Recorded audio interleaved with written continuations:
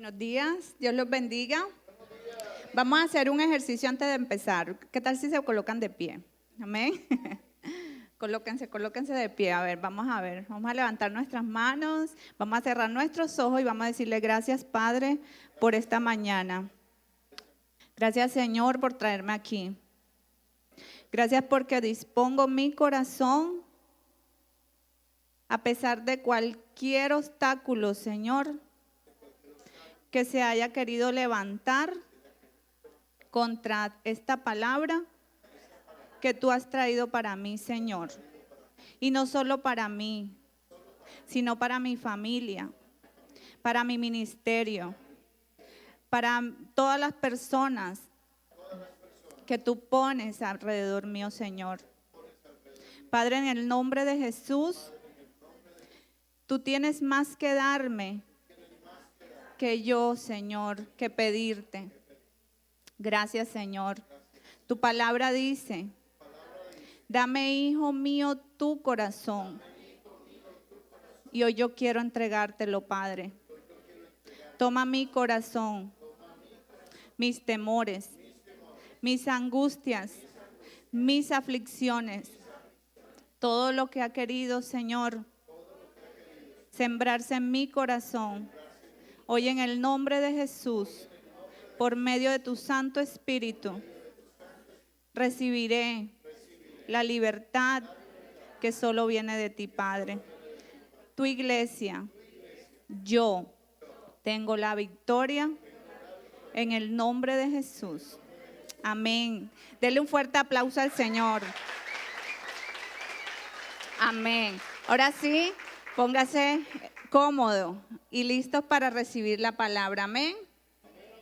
Le invito para que abra su Biblia o nos acompañe en el screen en el libro de Hebreos, en el capítulo 12. Vamos a estar leyendo desde el verso 12 hasta el 17. Amén. Hebreos 12, del 12 al 17. Y le hemos puesto por título a esta prédica, Raíz de Amargura. ¿Cómo se llama? Raíz de amargura. Vamos a leer la palabra de Dios en el nombre del Padre, del Hijo y del Espíritu Santo. ¿Cómo es el título que tienen allí en esa palabra, los que tienen en su Biblia? Amén. Pero en el verso 12 hay un subtítulo, ¿cierto? ¿Será que nosotros estaremos rechazando la gracia del Señor? Porque aquí la palabra es clara, dice, los que rechazan al Señor. Y nuestra oración en esta mañana es que nosotros no estemos en ese grupo. Amén. Amén. Bueno, vamos a leer la palabra. Dice, por lo cual levantad las manos caídas y las rodillas paralizadas y haced sendas derechas para vuestros pies. ¿Los tengo concentrados o no? 1, 2 y 3, verso 12, otra vez.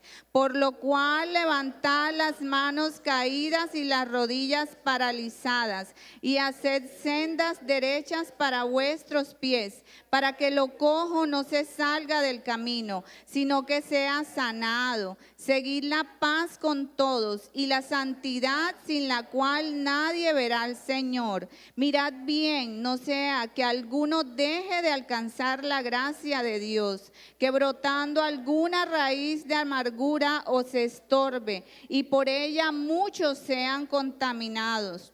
No sea que haya algún fornicario o profano como Esaú, que por una sola comida vendió,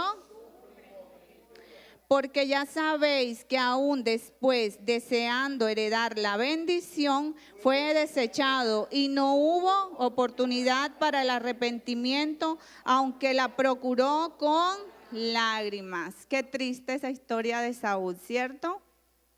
Bueno, como les dije, el título de la prédica es Raíz de Amargura. ¿Pero qué es la amargura? La amargura es un sentimiento duradero o en algunos casos permanente de enojo, de tristeza, de resentimiento, de frustración, de dolor o de enfado. La amargura es conocida como una aflicción del alma. ¿Es una aflicción de qué?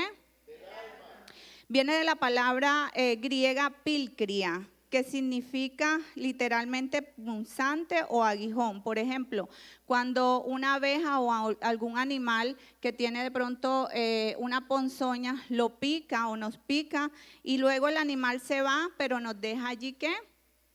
El aguijón, ¿cierto? Asimismo es la amargura. Quizás hay personas que pasaron por una enfermedad, un divorcio, una pena, una traición. Alguien muy importante en su vida lo traicionó. Alguna ofensa que alguno haya recibido. Puede ser una ofensa voluntaria o una ofensa involuntaria. Cualquiera que sea la situación, la pérdida de un ser querido, una meta o un sueño quizás que se quedó en el camino sin cumplir y no se pudo realizar, el abuso quizás de alguien durante la niñez o por parte de alguien que tenía que estar a cargo de esa persona, que se supone que debía de cuidar, no lo hizo y la amargura entró en ese corazón de esa persona. Y al no tratarlo de manera correcta, no darle el trato como al igual una herida, usted no le da el trato que debe de ser correcto, entonces eso queda en el corazón. Y Dios usa esta imagen en la palabra tan exacta que lo de la amargura le dice que es una raíz. ¿Usted puede ver la raíz de un árbol? No, ¿cierto? La raíz está no en la superficie, sino que en lo más profundo, cierto, y sin darse cuenta, como lo dice la palabra, esto contamina, porque las raíces que no están sanas no va a dar, cierto, frutos sanos. Asimismo en nuestra vida, una persona que esté contaminada con la amargura no va a poder ser de bendición. Amén. Y estas personas van a, sin darse cuenta, la amargura, como es algo tan profundo y tan sutil, o sea, es de esos pecados solapados que no se pueden ver en la superficie, sino que como está tan profundo, pero vamos a identificarlos por los frutos. Entonces, estas personas que hay amargura encuentran justificaciones para sentirse de esa manera. La amargura cambia la esencia de la persona. Aquella persona que era feliz, que disfrutaba de la vida, ahora ese corazón amargo, todo lo ve desde una perspectiva mal. Amén. Proverbios 4:23 nos dice, Proverbios 4:23, 1, 2 y 3, sobre toda cosa guardada, guarda mana la vida. Como creyentes tenemos una responsabilidad muy grande y es guardar nuestro corazón. Amén. Porque todos eventualmente pasaremos por tiempos difíciles. O todos eventualmente vamos a pasar por aflicciones. Jesucristo lo dijo. En el mundo tendréis aflicción, ¿cierto? Pero nos quedamos con la última parte que dice, confiad porque yo he vencido al mundo. ¿Ok? Entonces, eventualmente en algún momento pasaremos por una ofensa. Cada día estamos expuestos a eso. Todos en algún momento pasaremos por estos tiempos difíciles. Y allí, justo allí es donde la amargura toca la puerta de nuestro corazón y quiere sembrarse de tal manera que quiere echar raíces. Entonces, si la persona se siente ofendida por algo que le hicieron, esta amargura va a crear un resentimiento. Y de allí del resentimiento pasa a la falta de perdón. Entonces, la persona se va a sentir ofendida hacia la vida. La amargura hace sentir a la persona como que la vida le debe algo, como que aquella persona que le ofendió le debe algo. Y esta persona cambia y se llena de frustración y de enojo y se encuentra desanimado. Tener claro que no controlamos lo que sucede a nuestro alrededor. ¿Usted controla lo que le sucede? No. ¿Usted sabe lo que le va a pasar al salir de aquí? No, ¿cierto? Y podemos tener planes, pero recuerden, nosotros vivimos en un mundo que vamos a tener aflicciones, ¿cierto? Entonces, no controlamos lo que nos sucede, no controlamos las ofensas, pero sí podemos controlar cómo respondemos a esas situaciones. Amén. Entonces, nuestra inclinación natural, tenemos que tener eso claro, porque si no tenemos eso claro, vamos a vivir en culpa. Entonces nosotros tenemos que tener claro que nuestra primera respuesta, nuestra naturaleza a la ofensa va a ser ¿qué? Defendernos.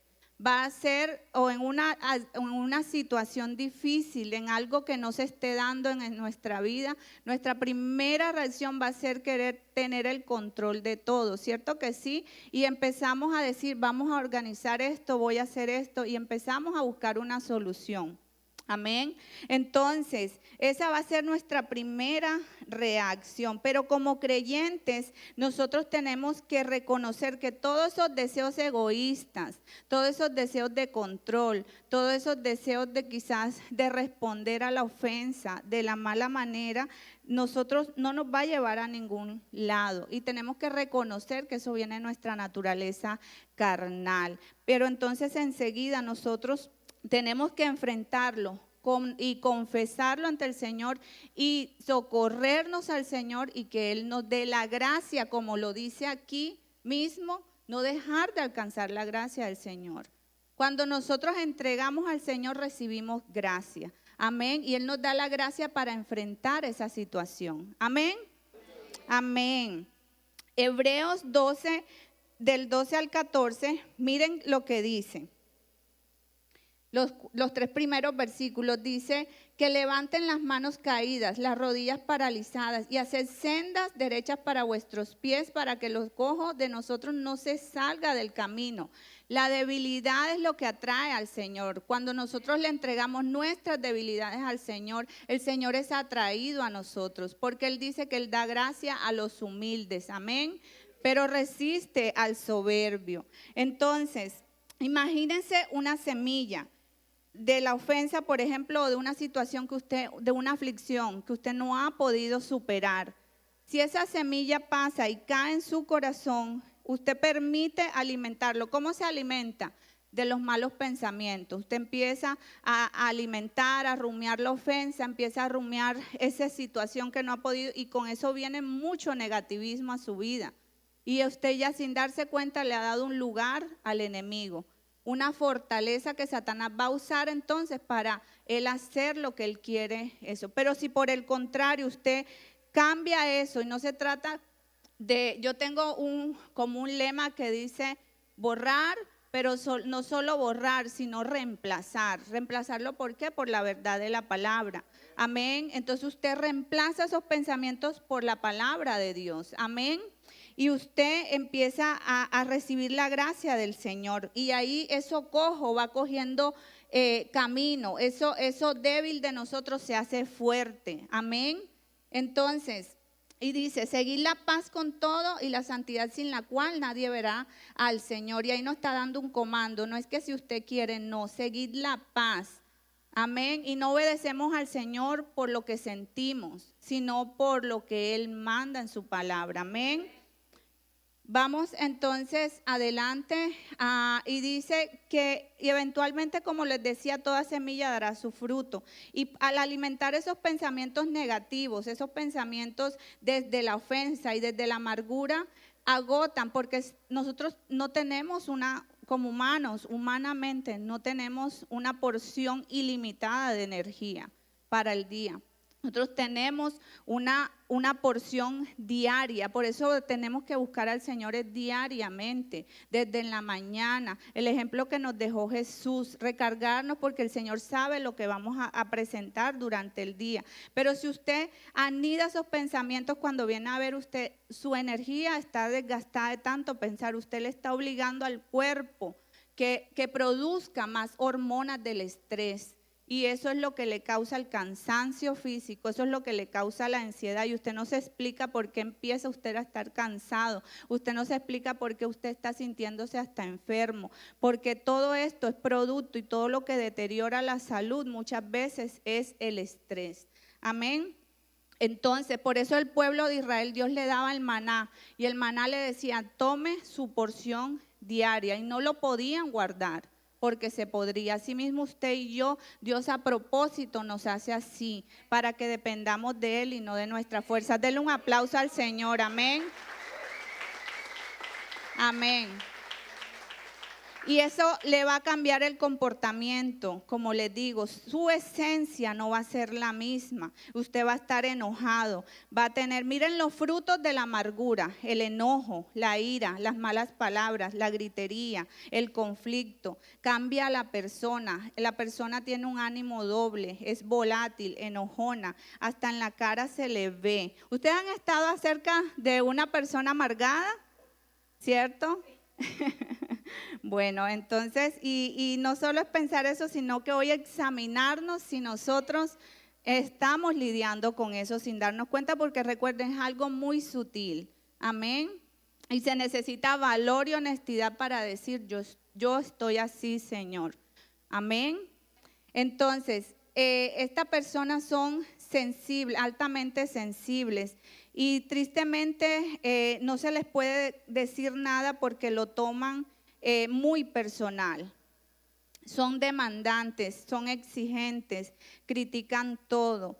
Y porque como la perspectiva cuando hay amargura en nuestro corazón, y vea, yo lo digo con autoridad porque yo luché con la amargura, pero el Señor me liberó y quizás por esto me da la palabra. ¿Por qué? Porque uno tiene que salir de allí, porque se destruye uno mismo y destruye a las personas que quiere e impide el propósito por el cual Dios nos ha puesto. Amén. Porque por las aflicciones, yo viví una aflicción, un periodo de tiempo muy duro en mi vida. Y me vi frustrada y no entendía lo que me pasaba hasta que entendí que era amargura. Amén. Entonces se necesita tomar valor para aceptar esto y para enfrentarlo. Entonces son personas que también se puede disfrazar de la manera que son muy callados y que no participan mucho, pero por dentro son volcanes activos. Están a punto de erupcionar. Entonces, como esto contamina nuestra alma, nosotros eso mismo todo lo vamos a ver desde una perspectiva negativa. Vamos a luchar con el negativismo y ya el negativismo aflora de todo nuestro ser. ¿Por qué? Porque hay contaminación. Efesios 4, 29 al 32 dice, Efesios 4, 29 al 32 dice, 1, 2 y 3, ninguna palabra sino la que sea buena para la necesaria edificación, a fin de dar gracia a los oyentes. Y no contristéis al Espíritu Santo de Dios, con el cual fuiste sellado. Quítense de vosotros toda amargura, enojo, ira, gritería, maledicencia y toda malicia. Antes sed benignos unos con otros, misericordiosos, perdonándonos unos a otros como Dios. Y encierra esa palabra quítense, o sea que es un comando, es una acción que solo usted puede tomar la decisión de quitar esa amargura de su corazón con la ayuda del Espíritu Santo. Romanos 3:14 dice, es 13:14. Si alguien me ayuda, por favor, es Romanos 3:14, lo tengo acá en mis apuntes, dice, su boca está llena de maldición y de amargura. Entonces, la palabra maldición es el maldecir, es la quejadera. Cuando todo el tiempo nos estamos quejando, necesitamos, y si la queja es parte de nuestra vida, que cuando la queja sale por todo, tenemos que hacer un alto y reconocer que esto es parte de una raíz de amargura. La queja, la crítica, cuando constantemente estamos criticando. O sea, cuando es un patrón repetitivo en nuestra vida, la queja. Entonces, esto impedirá ver a Dios en su situación. ¿Cómo Dios se va a manifestar donde hay queja? No puede, ¿cierto? Entonces, por eso dice ahí, no contristen al Espíritu Santo, porque allí no está Dios. No está Dios en la queja, en la crítica, en la tristeza. Entonces, esto va a impedir que Dios nos lleve a nuevos niveles. Y ahí es donde nos preguntamos por qué no avanzo, por qué no persisto, ¿cierto? Entonces, porque de alguna manera se ha acostumbrado a vivir así y la persona lo ve normal. la persona ni se da cuenta, pero las personas que están alrededor sí, y sufren a causa de la amargura. Lucas 24, 5 al 9, los entro en contexto. Jesús había muerto y lo habían allí puesto, ¿verdad? Y pusieron la gran piedra. Dice la palabra que las mujeres corrieron al tercer día a ungir el cuerpo con especias. Y al llegar allá encontraron que la piedra estaba removida y Jesús no estaba allí. Dice la palabra que habían ángeles allí y le dijeron a las mujeres, y vamos a leerlo en Lucas. Como tuvieron temor, es decir, temor ahí quiere decir reverencia, o sea, las mujeres al ver a estos ángeles tuvieron reverencia y bajaron el rostro a tierra. Le dijeron, ¿por qué buscáis entre los muertos al que vive? No está aquí, sino que ha resucitado. Acordado de lo que se habló cuando aún estaba en Galilea. Vamos a parar allí. Entonces, Jesús no está en la tristeza. Jesús ya no está allí muerto. Jesús no está en la tumba. ¿Por qué nosotros insistimos en seguir allí? Miren lo que le dice a ellos, vayan y búsquenlo. Acuérdense donde Él les dijo. Y eso es lo que nosotros tenemos que hacer. Muchas veces cuando nadie nos da ánimo, yo tengo que coger y escribirme una carta a mí misma y recordar lo que Jesús ha dicho, que Él no está allí. Él no está allí y llore y saque todo eso. Pero usted tiene que recordar que Jesús no está allí. Y eso es un engaño que a veces pensamos que Dios está allí en esa situación y no está. Dios no está en la tristeza. Dios no está donde hay el desánimo. Porque Jesús está donde Él nos dijo que iba a estar. Amén. Amén. Entonces, seguimos adelante. No lo encontraron, ¿cierto? Y vemos cuán importante es tener esto claro. Si nosotros queremos tener una vida de victoria, una vida de fe, tiene que ser de esa manera, recordando siempre lo que Dios nos ha dicho. Amén. Hebreos 12, 16 al 17, en la palabra base que estamos, me gustaría que leyéramos, dice: no sea que haya algún fornicario profano como Esaú, que por una sola comida, porque ya sabes que aún después deseando heredar la bendición, fue desechado y no hubo oportunidad para el arrepentimiento, aunque lo procuró con lágrimas, se le escapó la oportunidad, ¿cierto? Porque él despreció, dice la palabra, que eran dos hermanos, Jacob y Esaú. Y Esaú tuvo hambre y vio que su hermano estaba preparando un potaje, una comida. Y él tuvo hambre y le pidió. Y él le dijo, ¿qué me darás a cambio? Y él de su boca le salió su primogenitura, la bendición, su lugar, el lugar. Él dejó el lugar por algo pasajero. Tuvo hambre. Y dice la palabra que después deseó volver a tener eso. Y dice que la procuró con lágrimas, pero ya no pudo. ¿Cuánto daño hace la amargura? ¿Cuánto daño hace las palabras que salen de un corazón que está amargado? ¿Cuánto daño hace? Entonces, vemos que Esaú dejó su lugar, vendió su primogenitura porque tuvo hambre. Cuidado con el hambre. Y vamos a un primer punto. Identifica tu hambre y pídele al Señor que te sacie. ¿Cómo se llama? Identifica tu hambre y pídele al Señor que te sacie. Amén.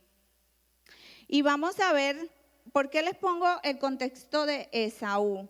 Porque hay otra historia por allá en el libro de Ruth acerca de una familia que el señor se llamaba Elimelech y su esposa Noemí, y tenían juntos 2 hijos, pero dice que ellos vivían en Belén, y el nombre de Belén significa casa del pan.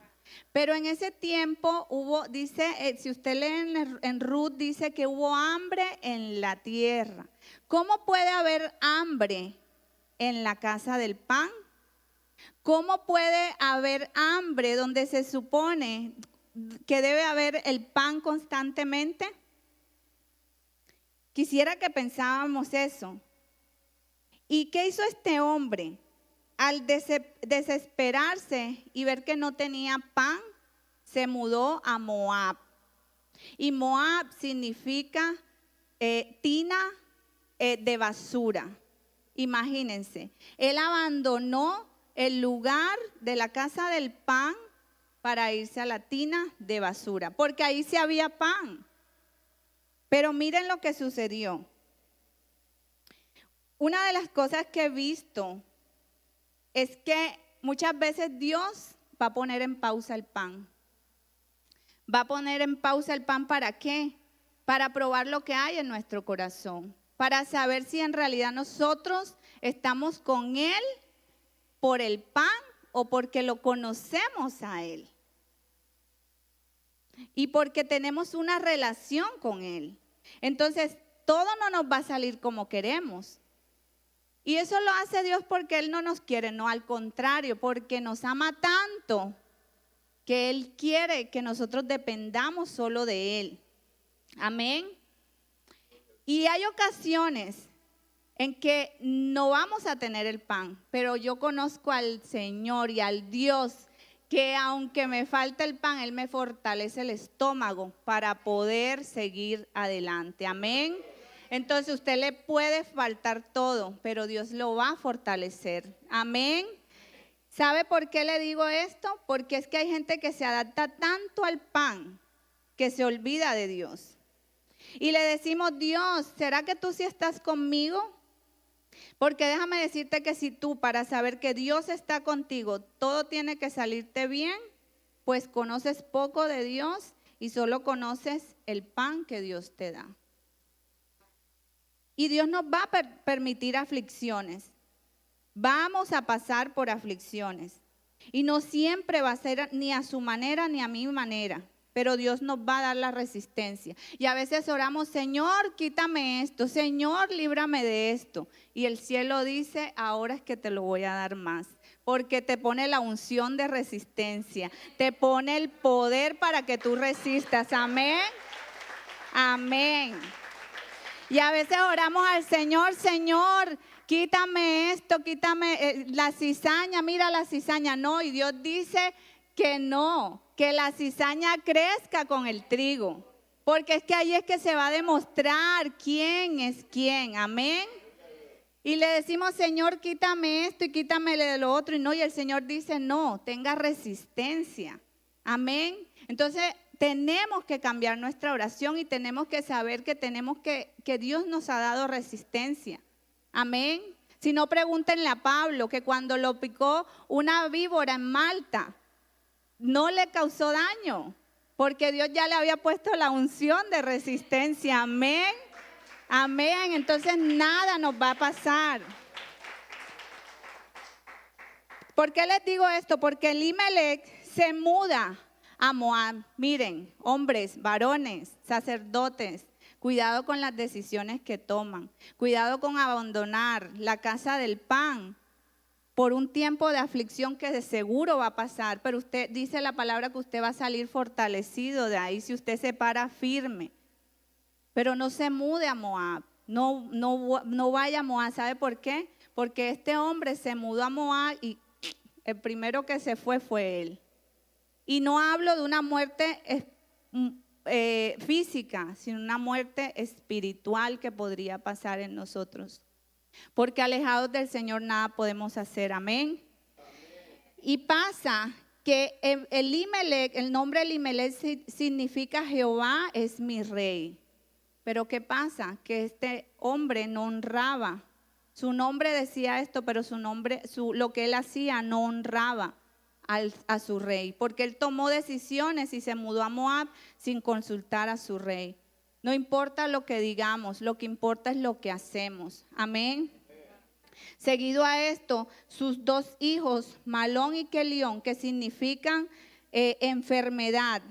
Malón significa enfermedad y Kelión débil o agotamiento. También murieron. ¿Qué cosa, verdad? Mientras ellos estuvieron en la casa del pan, enfermos, pero sobrevivieron.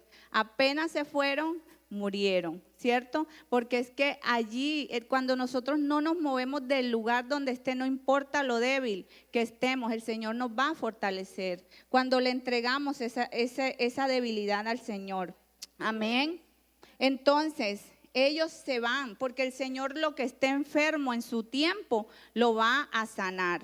Entonces el enemigo va a engañar y te va a decir, ay, pero es que yo estoy en la iglesia y esta situación no cambia y mi hijo no cambia y mi esposo no cambia y cada vez va a ser peor, y eso es una mentira de Satanás. ¿Por qué? Porque tú crees que si te mudas para Moab se va a sanar. ¿Tú crees que las cosas van a mejorar? No. Entonces usted tiene que permanecer en la casa del pan, amén, plantado donde el Señor le dijo que tenía que estar. Y cuando Satanás identifica tu hambre, recuerden esa palabra, hambre. Y cuando Satanás identificó el hambre en Esaú, ¿cierto? Y a Jesús dice que después de ayunar Jesús fue por el Espíritu al desierto, ¿cierto?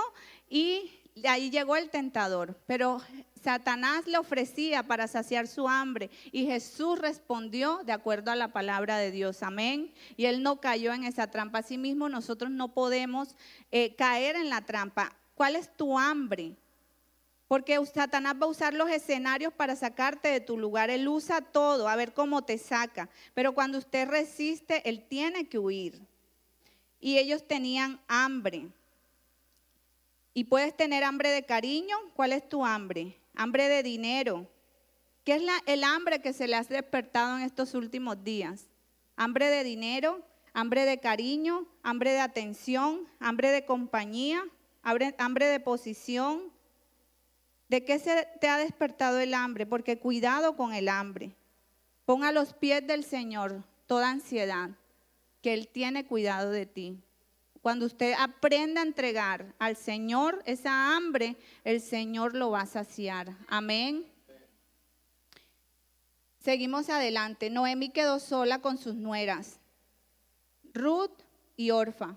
Pero dice que Orfa la dejó y Ruth persistió con Noemí. Esta viuda, imagínense el corazón de esta viuda.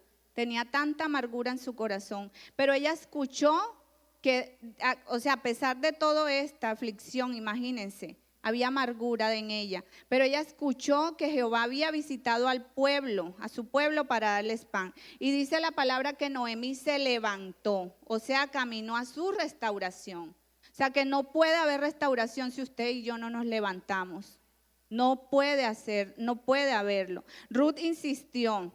Su nuera insistió y Noemí se llenó de argumentos negativos. Miren en Ruth cómo ella se enfocaba en sí misma y le decía a Ruth, no, mira, devuélvete, yo no puedo darte otro hijo, ni aunque te lo diera, no va a poder casarte contigo porque no tiene el tiempo. Ruth se llenó de argumentos para que ella no la siguiera. Y así pasa con una persona que tiene amargura en su corazón, se enfoca en sí misma. Y pueden haber personas tratando de ayudarle, pero la persona no nos damos cuenta, ¿cierto? Entonces, porque ella había perdido toda esperanza.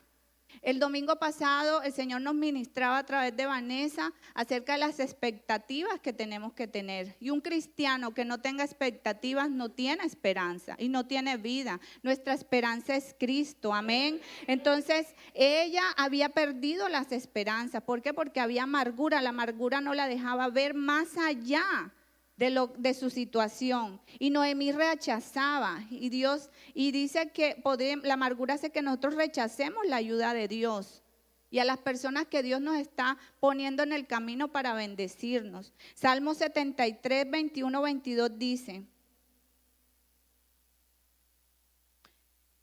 Salmo 73, 21 y 22 dice, y se llenó de amargura y en mi corazón sentía ¿qué? Punzadas. Tan torpe era yo que no entendía. Era como una bestia. Eso hace la amargura, nos hace torpes, nos hace que no nos miremos con la perspectiva correcta, porque todo lo está viendo desde su herida. Ruth 1, 20 al 21, miren cuando Ruth llega a Belén. Miren cómo le dicen, salieron a recibirla y miren Ruth que decía y ella le responde, Noemí decía, no me llaméis Noemí, sino llamadme ¿cómo? porque en grande amargura. Imagínense, ella misma se empezó a llamar amargada, ¿cierto? Y ella insistía. Y lo curioso es que la Biblia nunca se refiere a Noemí como Mara. Usted lee el capítulo y Dios nunca le llama. Asimismo, Dios nunca nos va a llamar amargados, porque Él sabe que esa no es la esencia que Él puso en nosotros. Él sabe que eso no es lo que Él creó. Él sabe que eso no fue por quien dio su vida en la cruz. Amén. Entonces, miren cómo ella se cambia el nombre. Y a veces nosotros tomamos una esencia que no nos pertenece. ¿Por qué? Porque eso no es lo que Dios creó en nosotros. Pero la amargura hace que tú te veas así y rechaces la gracia de Dios. Amén. Entonces, miren, la Biblia nunca se refiere a ella como Mara. Y ella no tenía deleite, no tenía expectativa. La amargura te roba de disfrutar lo que sí tienes. Te roba de disfrutar a tu esposo, a tu esposa, a tus hijos, a tu familia, a todo lo que Dios te ha dado, a la oportunidad de estar aquí. ¿Cierto? Lucas 15, 28 al 29. Esa es una señal de la amargura, el no deleite.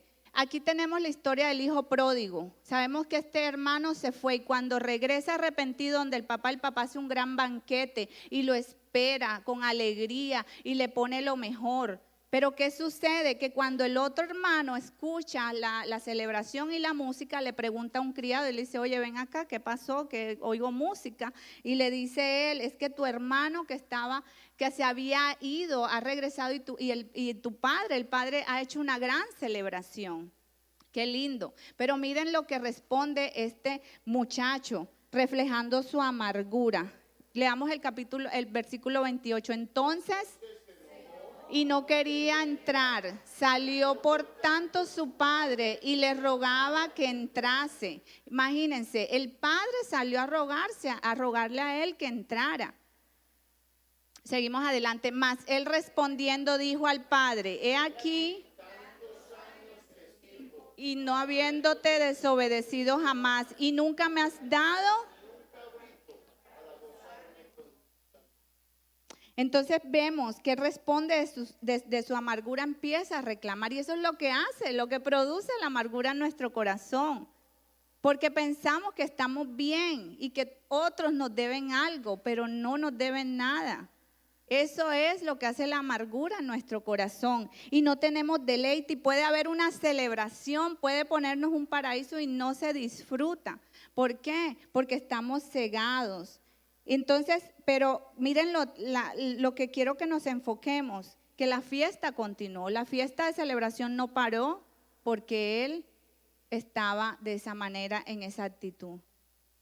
El padre siguió, ¿cierto? Asimismo, el padre le deja saber, todas las cosas son tuyas, asimismo Dios nos dice, todas mis cosas te pertenecen también, pídeme, busca.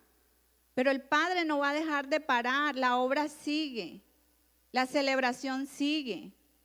Y el padre nosotros tenemos que entender que nosotros mismos nos negamos a entrar en la celebración. ¿Por qué? Porque sin darnos cuenta hay raíces de amargura en nuestro corazón.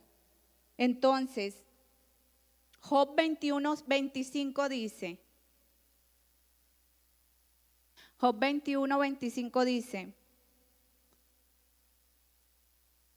y este otro morirá en amargura de ánimo y sin haber comido jamás con gusto. O sea, que la amargura no nos deja disfrutar y nosotros sufrimos y la otra persona también sufren. Y en ese periodo vemos que lo que mejor podemos hacer, y se los digo, es levantarse y ayudar a otros.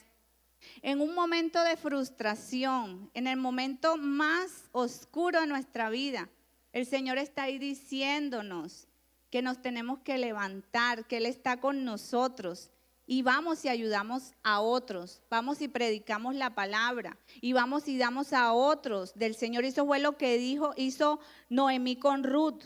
En el momento que Ruth cambió su perspectiva y empezó poco a poco a Noemí empezó a ayudar a Ruth.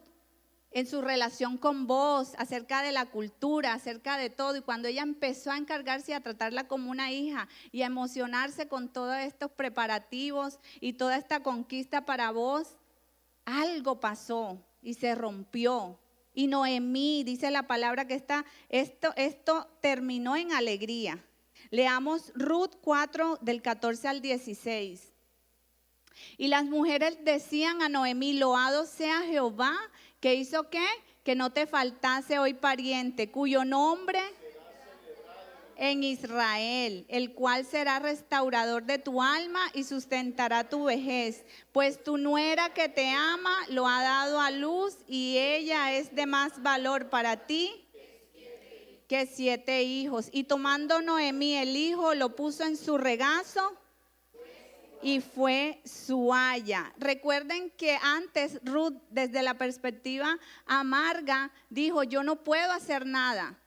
Porque cuando nosotros nos centramos en que no se puede, nos olvidamos del que sí puede hacer todas las cosas.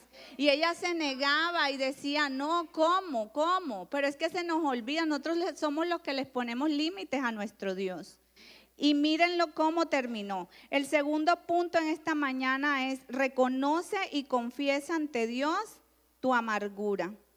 Y tenemos la historia de Ana en Primera de Samuel. Usted la puede leer en casa. Ana no solo lidió con una aflicción que era el no poder tener hijos. Ella era estéril y ella no podía tener hijos. Y dice que también enfrentaba la aflicción y las ofensas de Penina, la otra mujer de su esposo. En ese tiempo era diferente, ¿verdad? Y dice que esta mujer ofendía, se burlaba de ella. ¿Se imaginan ese corazón amargo que Ana tenía durante tanto tiempo? Claro que sí. Y entonces dice en Primera de Samuel 1, del 9 al 11, que Ana se levantó. ¿Qué hizo Ana? Y después que hubo comido y bebido en Silo era el lugar donde ellos se congregaban. Entonces, esta mañana, desde este lugar donde nosotros nos congregamos, nosotros no podemos salir igual como llegamos, ¿cierto? Porque nos vamos a levantar. Y dice que mientras el sacerdote Elí estaba sentado en una silla junto a un pilar del templo de Jehová, ella con amargura de alma, ¿qué hizo? Y lloró abundantemente, se desahogó, ¿verdad? Con el Señor. Pero dice la palabra de Dios que hizo un voto delante de Dios. Le dijo que si le daba lo que ella le pedía, ella lo iba a consagrar a él. Y dice la palabra más adelante que Ana se separó de ahí y no estuvo más triste. Porque Ana se levantó, entregó esa amargura y el Señor llenó su corazón de gozo. Proverbios 28:13. Miren lo que hace. El que encubre sus pecados no prosperará, mas el que los confiesa y se aparta. Y ese es el punto número 3 en esta mañana. Perdona y recibe el perdón de Dios. Perdónate a ti mismo. Hay gente que carga con culpabilidad de cosas que pasaron hace años y que no pudieron superar. Perdónate a ti mismo si no has logrado alcanzar lo que te has propuesto. Perdona a otros. Perdónate a ti mismo y perdona a alguien más. Mateo 18, 21 al 22 dice: entonces se le acercó Pedro y le dijo: Señor, ¿cuántas veces perdonaré a mi hermano que peque contra mí? ¿Hasta 7? Jesús le dijo: no te digo 70 veces 7. Mateo 6, 14 al 15. Porque si perdonáis a los hombres sus ofensas, os perdonará también vosotros vuestro Padre Celestial. Tampoco vuestro Padre os perdonará. Mateo 5, 21 al 24. Oísteis que fue dicho a los antiguos: no matarás, y cualquiera que matare será culpable de juicio. Pero yo os digo que cualquiera que se enoje contra su hermano será culpable de juicio, y cualquiera que diga necio a su hermano será culpable ante el concilio. Cualquiera que le diga fatuo quedará expuesto al infierno de fuego. El verso 23 dice, por tanto, si traes tu ofrenda al altar y allí te recuerdas que deja allí tu ofrenda delante del altar y anda, reconcíliate primero con tu hermano y entonces ven y presenta tu ofrenda. La falta de perdón hace estragos en nuestro corazón. Yo quiero que usted se ponga de pie y le voy a invitar al grupo de alabanza, por favor, que me ayude para terminar. Apocalipsis 8:11.